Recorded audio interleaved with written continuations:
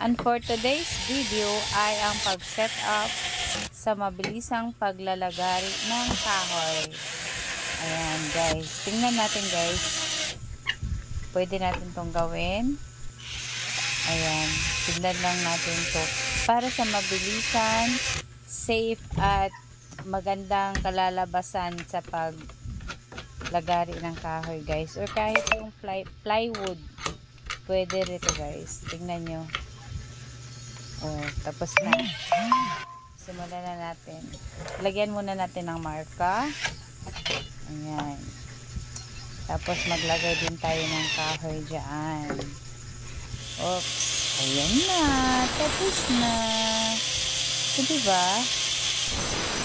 Oh, safe pa at mabilis ang paglalagari. And that's all. Thank you for watching guys.